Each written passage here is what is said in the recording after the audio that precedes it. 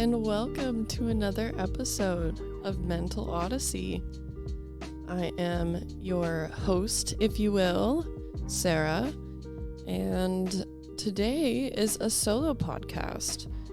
Just a little upfront, I do not filter my language, and I also do not shy away from the nitty-gritty details of the hard things in life.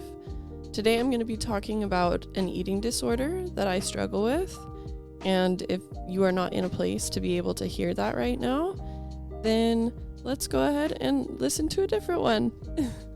If you are ready, then let's just hop right on into it. So, this last week has been an interesting one. Back on Tuesday, I had a therapy session. Recently, I have been working on building some boundaries around the way that people talk about bodies around me and the way that I react to people talking about bodies around me. And one of the boundaries that I wanted to set, I kind of briefly touched on it in the podcast with Tom, but it's boundaries with him and with one of my best friends who both have struggles with eating and both display eating disordered mindsets and behavior. And so I was talking with my therapist about how I don't feel like I can control what happens at work, and I also feel like setting a boundary at work about not talking about bodies there kind of puts me in a position to follow up on the boundary, which can cause some undue stress on my end if people don't necessarily take it as seriously as I was intending it. There's just a lot of pressure about bringing it up at work because then I feel like there's a pressure to disclose what my eating disorder is or what I'm struggling with. And it's just a whole imagined can of worms that I'm just not ready to attack yet. So anyway, I decided that the boundaries that I can set are with the two closest people to me where their words mean the most to me. And we kind of touched on how Tom was taking the information of me setting that boundary and our little conversation about that. I haven't had the chance to set the boundary with my best friend yet, just because it's a little bit harder because we're over the phone, and I think that she struggles a lot with it to understand what is like diet culture speak and whatnot. I guess it would be nice to clarify that the boundary that I've set is that I don't want to hear about non-intuitive eating because it's just too heavy for me to hold space for that mindset and the conversations of not having intuitive conversations, because there is a big part of me, my disordered part, that is so beyond willing to talk about any of it and all of it and give you ideas of how to lose weight and go through the process, because I have a lot of that information that I have acquired for myself over the years. And so it's just not a conversation that I want to be getting into with my closest relationships. Another place where it really does affect me is at work. Like I was saying earlier, I've had people make comments about my body in the sense of saying like, oh yeah, I have to watch my calories, but you don't have to worry about that because you're thin. Or I was talking about having dental procedures and having a lot of pain left over. And one of my coworkers was like, yeah, you can't afford to be losing any weight. And then most recently, I had a coworker, I can't even see, this is the thing that's so interesting about eating disorders is that you pick up on certain things and completely forget other things. Like I cannot remember for the life of me the context of what led her to say this, but I think that she was saying something negative about like bigger bodies or like the struggle of bigger bodies. And then she went and followed up with, but Sarah, you don't have to worry about that. You're a skinny queen. And it has like leached into my mind because I've been talking with my therapist about how to handle these things. And one of the ways that we talked about handling it is just like saying, I don't want bodies to be talked about, or it would be really cool if we could just not comment on other people's bodies. And so after she said that comment, like, I was like, I've been practicing for this. I've been like thinking ahead of what I can say if I get into a situation like this. And in that moment, I kind of froze because I'm put into the position of,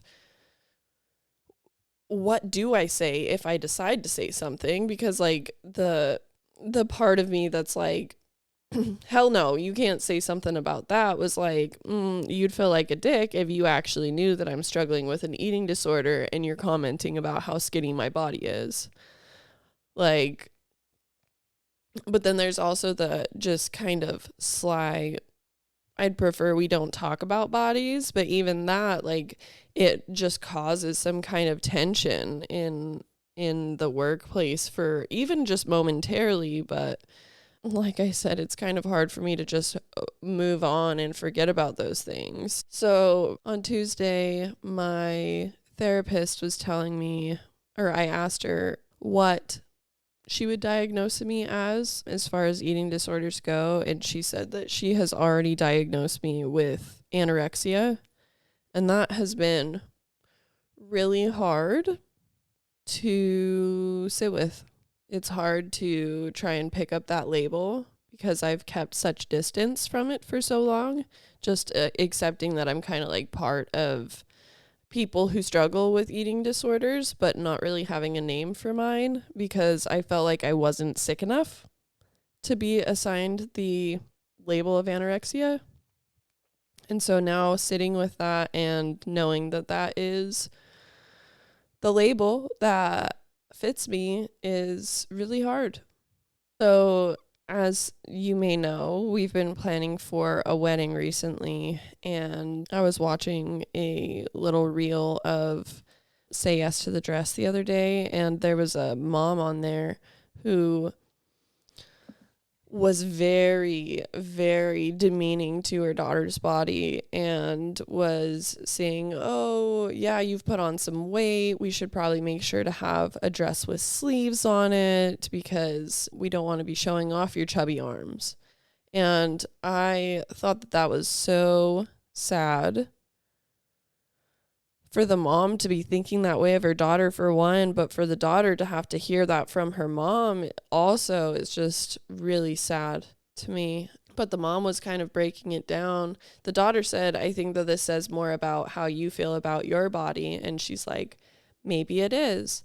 And then she goes on to explain how she used to be skinny and she has the wedding photos to prove it, and that the reason that she's not anymore is because she had kids and she cooks for her family, as if she has to like explain why her body changed. But she went on this whole thing of like, I cook for my family and I taste the food while I'm cooking, and then I sit down with the family to eat, and so I'm getting extra food and that's why I put on weight type thing.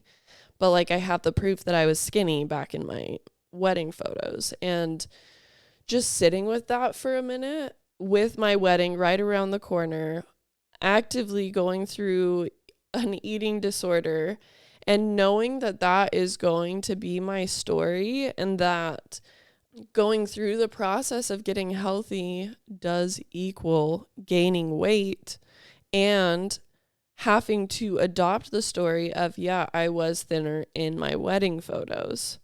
And just all of that has been really heavy to sit with because it's hard. Like, one of the parts of an eating disorder is the fear of gaining weight. And that fear for me has been so big. I guess this would be a good time to kind of break down how I got here, how anorexia walked into my life, I guess. For my whole life, basically, I've been aware of my body. When I was younger, in the household that I grew up in, I had just my two brothers and my mom. And my mom had a really bad relationship with her body. And she would make comments about her arms. She'd make comments about her stomach. And then I think that maybe my brothers learned that that is okay to comment on other people's bodies.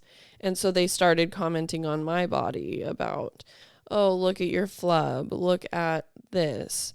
And so I already had that self-consciousness. My mom also went through a pretty significant weight loss after my parents got divorced. And I was like front row and center. She wanted me to be like doing the workout exercises with her.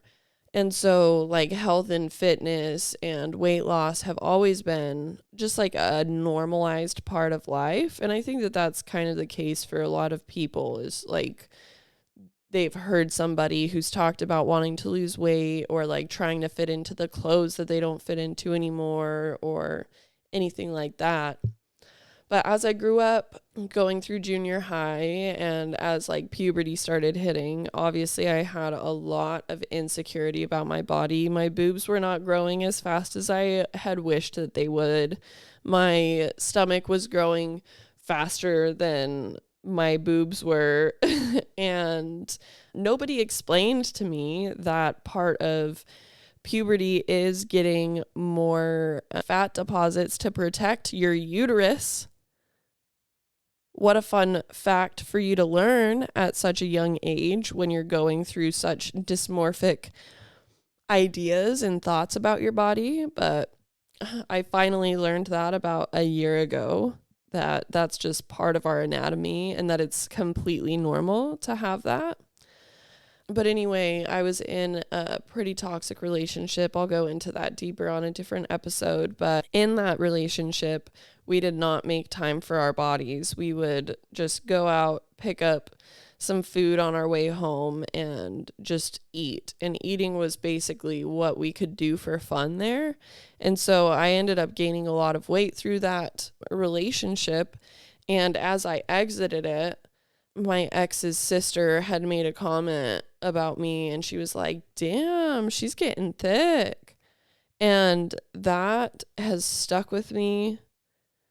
I would almost say that that was like the beginning comment about my body that sent me on the trajectory of an eating disorder, because I immediately started looking at myself differently in the mirror and judging myself a lot more harshly and wanting to change my body.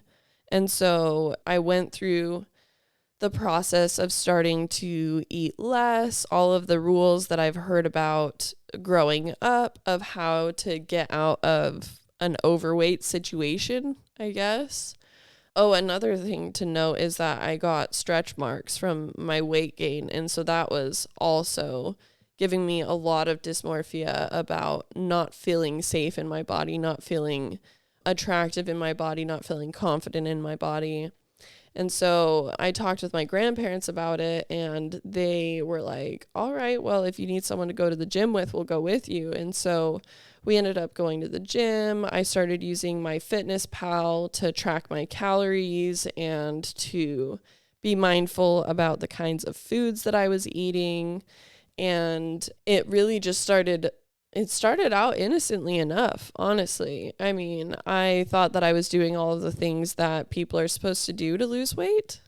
You know, be mindful of your intake, be mindful of your output, like all of the rules. And it was working. It was working. I realized somewhere along the way that if I ate less actual food, then I could have more snacks, because I started out by just eating less snacks. And then I was like, ooh, well, the meals are where I get the bulk. And so maybe I'll just eat snacks instead. They're fun to eat. They're exciting. I'd never really learned how to cook for myself as a kid. My mom didn't really cook for the family very much, except for like a dump and go crock pot meal. And so I didn't really know what to eat or have a drive to cook for myself. And so snacks were like the easiest thing to eat. and they were less calories. I could keep track of them. It was like I could eat 100 calories at a time, you know? And so it just started getting worse and worse until probably about a year down the road, I had lost probably 20 pounds or so, maybe a little bit more. And I was feeling really good in my body. I was noticing the difference in my body. I was seeing my efforts work in my favor. My confidence was back. And I was really loving where I was at. The eating disorder mindset wasn't as loud or heavy back then, and I didn't even have a word to put to it. I would never have assigned an eating disorder word to that back then, because I was literally just doing what everybody else does when they're upset with their bodies and they want to change it. So anyway, about a year to maybe a year and a half down the road, I started realizing that it was a bit of a problem. And I told my therapist at the time that I had an eating disorder. This was right before I decided to buy an RV and move away. And he was like, "Of course you do. Of course. Like, let's just throw that on top right before you're leaving, that you have an eating disorder." And I held on to that response for a pretty long time, where it was like, I kind of picked it up as, "Yeah, you're sick. Of course you do," type thing. And that was a really hard thing to hold on to. It wasn't helpful for me. It didn't build strength inside of me. And so I ended up telling my grandma just before I left in the RV about my eating disorder. And then I went down to visit her on my way out of town, and she was doing her best to try and help me. But after that, I was basically on my own in it for a few months, until my girlfriend at the time decided to come and move in with me in the RV. And she had her own eating disorder behaviors that she picked up, such as restricting with the effort of eating healthy foods, feeling like she did not have control over her impulsions to eat food, feeling like she had to be on top of her calorie intake, eating like, instead of bread, eating like less calorie wraps. She even on a couple occasions had told me that it was hard that I kept snacks in the house, because it was hard for her to control herself around them. And that gave me an extra little, "Oh, well, I'm doing something wrong for having those in the house," when that was basically what I was surviving off of at the time. And I mean, she knew that I was struggling with eating disorder behavior, but I really was just trying to be her crutch through that time, and like help her through her anxieties, which there were a lot of them.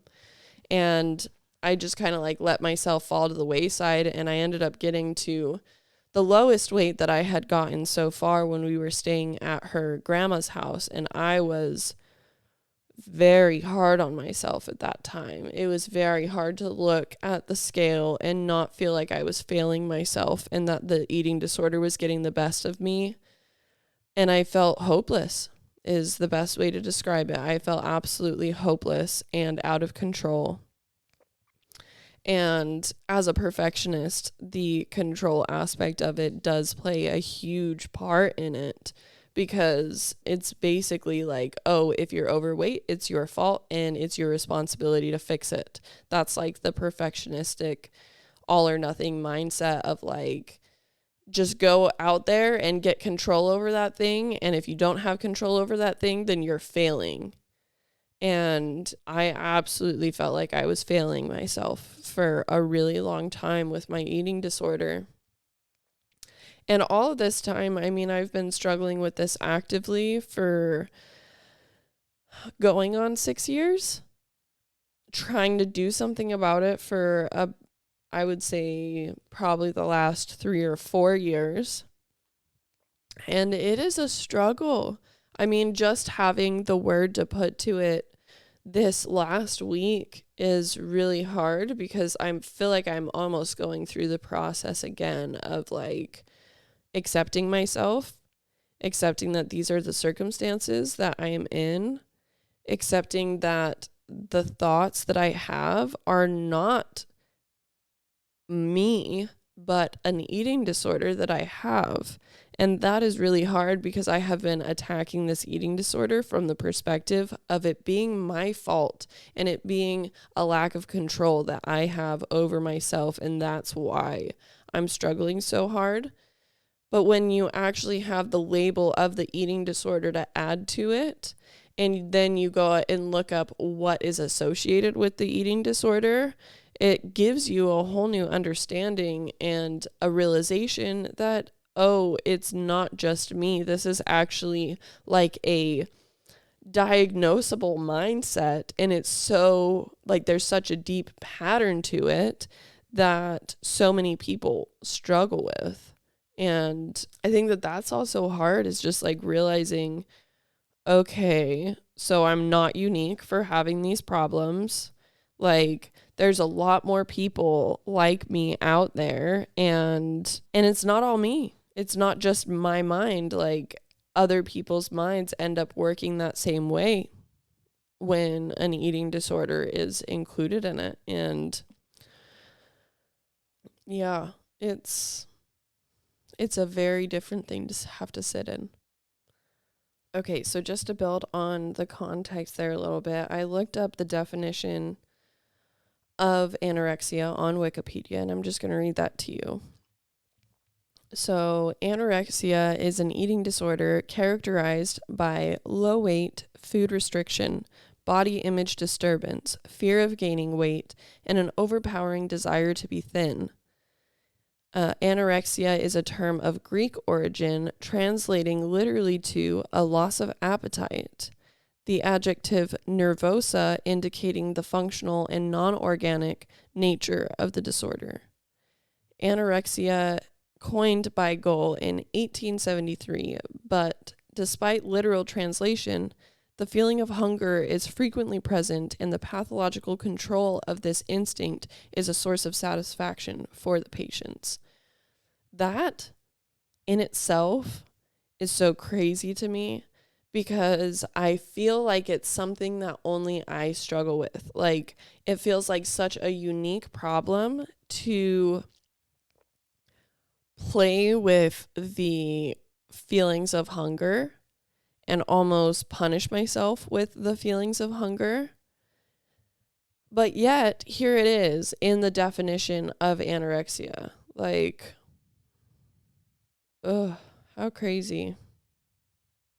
So along this journey with my therapist, she asked me to write a letter to my body from my mind, and then a letter from my mind to my body.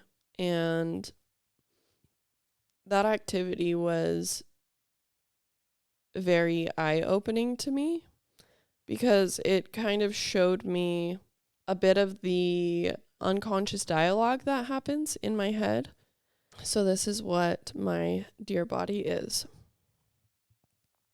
Dear body, I'm sorry for trying so hard to change you, for taking your beauty for granted, for not appreciating your grace and mobility, for overlooking how hard you work to carry me through this life, for ignoring your needs in an effort to change you, for inflicting intentional pain on you as a means of escape, for downplaying your worth and importance. I couldn't be me without you.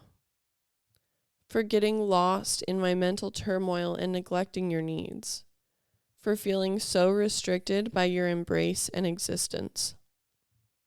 Dear body, thank you for carrying me, for housing my soul, for being my earthly vessel, for making my dreams possible, for harnessing and carrying out my creative spirit, for working and allowing me to make my dreams a reality.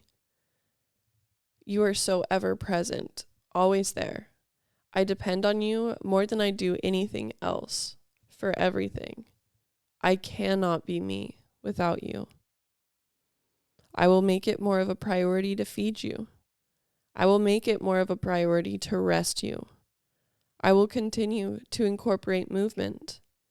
I will do my best to quit vaping because I know I'm hurting you. It's my brain that feels it needs it, and I'm sorry you received the brunt of the consequences. I want to take care of you and keep you going for as long as possible. I want you.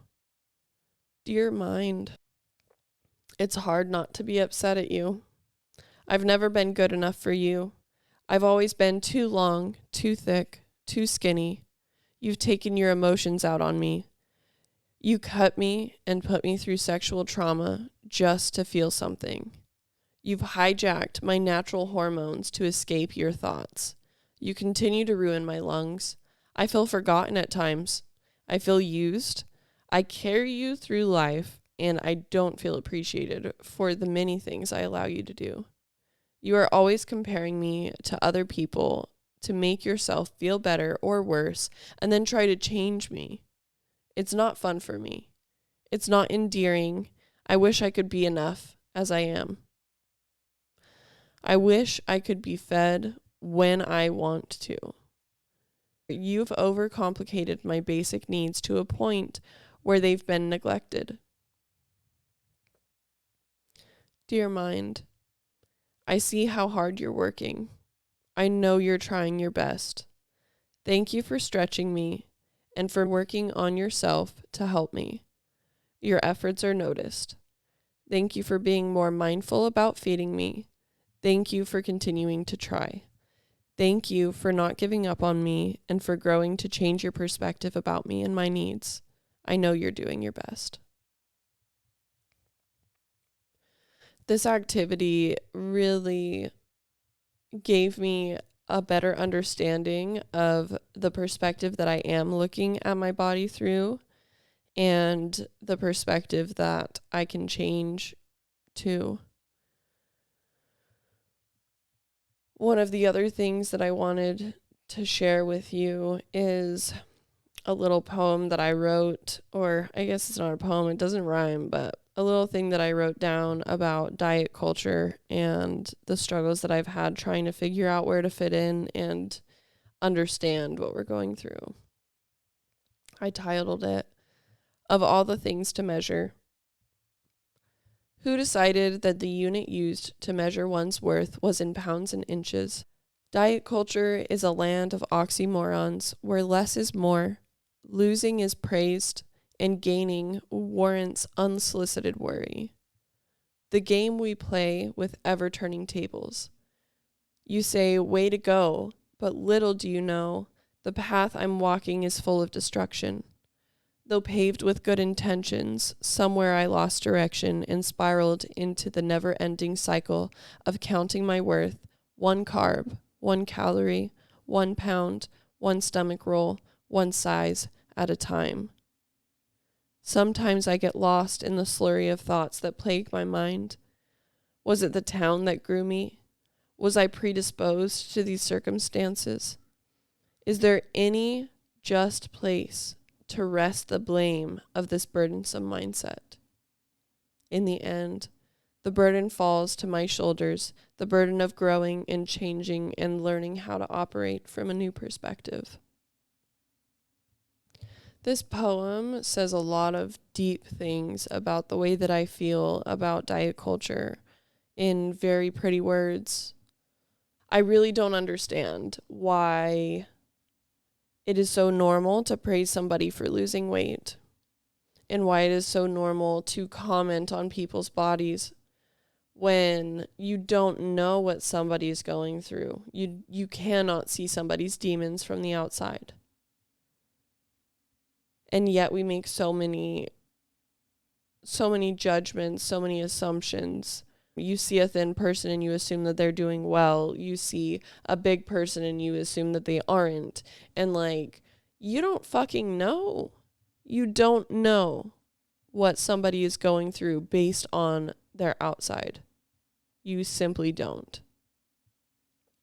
I really wish that we could, as a society, put down the expectation of everybody looking the same. Put down the need to comment on other people's bodies. Put down the need to compare ourselves to other people. Put down the need for the multi-billion-dollar industry that is health and wellness.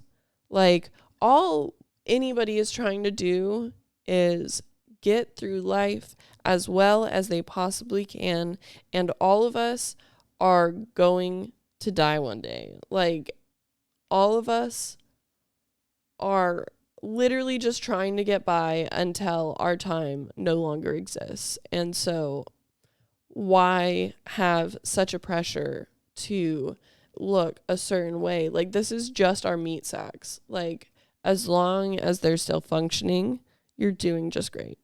Like, there's a lot of upset that can happen in our bodies that is outside of our control, like cancer or autoimmune diseases. Like, why stress out so hard about the eating portion of it? Like, it's a hard concept for me to grab. But that kind of leads me into another question that I've pondered, which is, if my dissatisfaction is not about my body, then what is it about?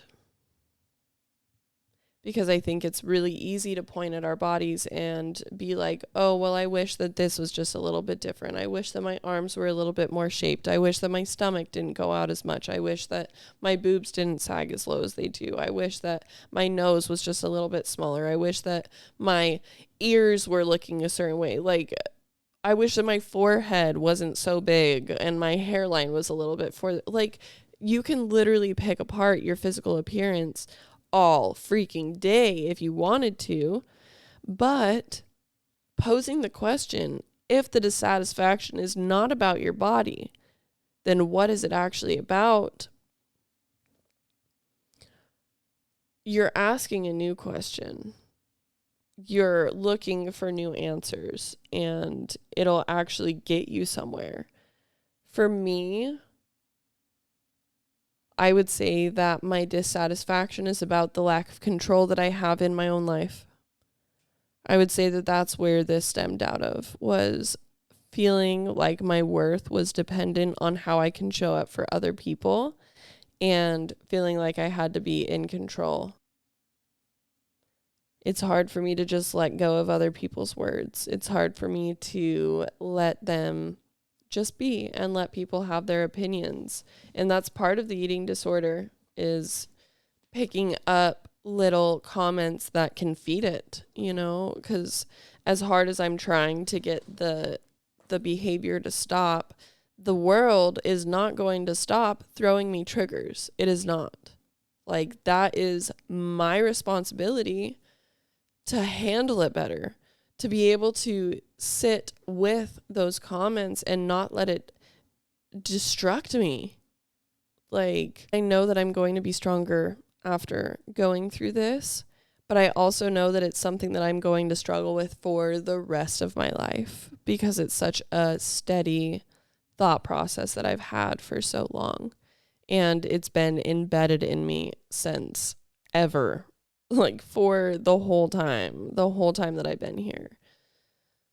So I really have to take my own initiative and do the work for myself to get into a better headspace, because Lord knows the world is not changing fast enough for me to have a safe place to go outside and not be triggered by those comments. My coworkers are going to continue to comment about bodies. People are going to continue to look at you and say, oh, are you doing okay? Are you eating enough? Oh, you look so healthy. That's a nice way of telling people that they've put on weight, is what I have realized over the years. Like, I cannot stop the world from saying those things, so I have to stop myself from being hurt by it. That's the only thing that I do have control of. And that's the thing that I want to control. I don't want to control the way that my body looks anymore. I want to control the way that my brain takes on those comments and work towards not letting it get to me, and work on my relationship with my body, and work on my relationship with food, and being able to pay attention to my body and adopt more of an intuitive mindset about food, and let it be fun again, and let it be something that I can look forward to each day, and like almost a self-care practice rather than just going through the motions to try and not be disordered anymore. You know, I want to be able to own my headspace and own my space in this life that I'm living, and own the space that my body will take up, you know, being fed all the time. Like, I deserve to take up the space. Fuck. Well, it's probably going to take me a minute to come out of this podcast, but if you've listened to this whole podcast, thank you for being here with me and for listening to my headspace. I want to take a second to thank myself for showing up here and for thinking about this. And I really do encourage you to do the same thing. Maybe even just record it on your phone or something and just talk and let it out. Let out whatever thoughts you're having. I really want us to be kind to ourselves and learn to take up the entire space that we're given as human beings. And I am going to continue to do that and share my vulnerability with you along the way. And I hope that you continue tuning in for the ride. Thank you again for tuning in to this week's episode of Mental Odyssey. And I will see you guys next time. Mental Odyssey is a Dream and Do podcast, produced and edited by yours truly. The music is owned by Chill Hop, and this song is Velocities by Sleepy Fish. Go check them out. Thanks for being here.